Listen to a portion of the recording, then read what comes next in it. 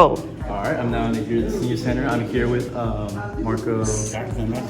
Nice to meet you, Mr. Cardenas. What is your role here? I'm the volunteer art teacher here. Okay. And then what was this event y'all just held right now?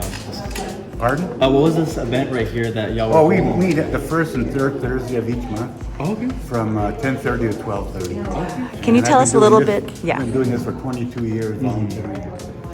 Perfect. And then El Pueblo, does it have any special connections here? What exactly does El Pueblo mean? We grew up in, this is my neighborhood. I grew up here, went to Sunnyside, I graduated from Sunnyside High School, went to Liberty Elementary, which is right down the road here, and the old junior high, which part of it's still over there off of Valencia and Nogales Highway. So we went, and then another thing that's interesting, I went to school with Raul Grijalva, which is so unfortunate that he passed away. But him and I were good friends. We grew up together, and we used to kid each other all the time. Have fond memories of that man. And you did mention you were growing up here as a resident, I'm assuming. I did hear about the whole TCE contamination issue. How did it affect you, if you don't mind me asking? It was a rough time. I mean, we were all, first of all, the government just came out with so many different stories. They kept lying to us and saying they were working on it, which they really weren't. And they just found different excuses. Finally got to the point where they had to do something. But like I said, people don't realize how much the south side was contaminated by the TCE water.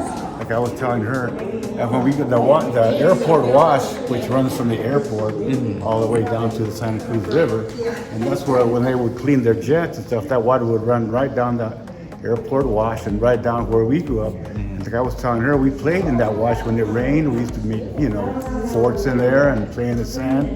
And I'm interested in that. One of my brothers started getting a rash, but at the time we didn't know what it was. But now, after all these years, things just start clicking and realizing that was probably part of it. So like I said, there was a lot of different issues that were evolving at the time. A lot of friends of ours passed away early, which they shouldn't have. And then, my brothers, I've had 2 brothers and 2 sisters pass away. And they were a lot younger than me. And I just don't know if it was TCE water or what it was, because I'm 77. But like I said, I was telling her that I moved away when I was growing up, went to Flagstaff to school up at NU, so I was up for quite some time. So I wasn't exposed to the water as long as my brothers and sisters. Do you recall, Marcos, any feelings that the community had during that time? Oh yeah, we were all upset. Everybody was upset about it.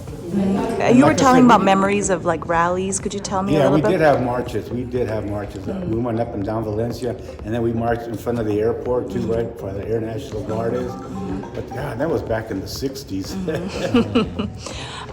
Well, now that you are have been given so much to this neighborhood and to the community here, what would you say is your advice for the future? In terms of taking care of our community or taking care of our planet.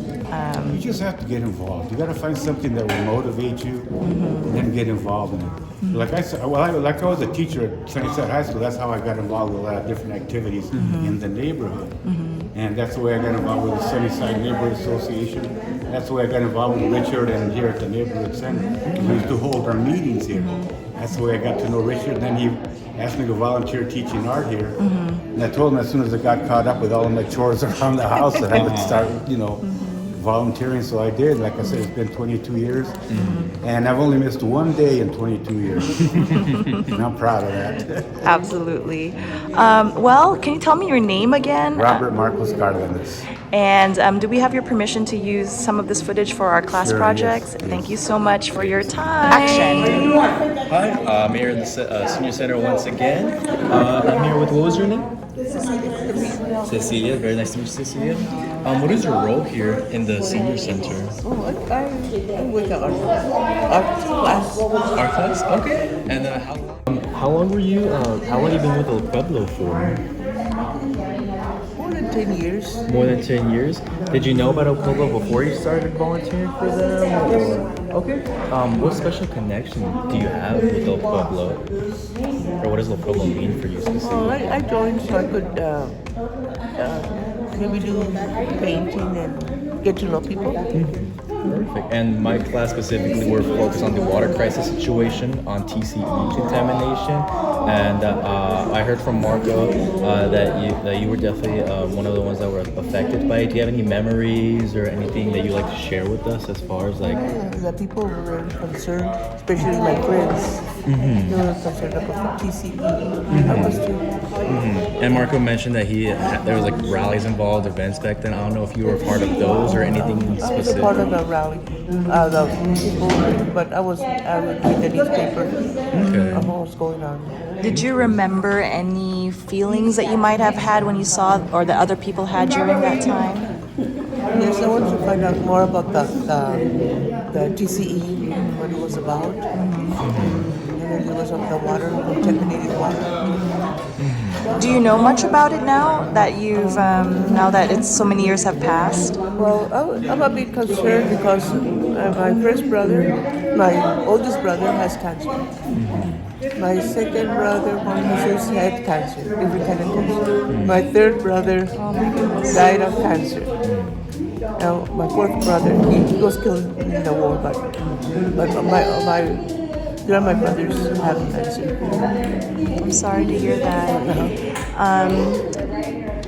You know, I've been talking to some community members, and it's really hard to kind of like think about but not quite know whether or not these cancers are related to the water contamination. What are some of the questions that come up in your mind about the links between water and their illnesses?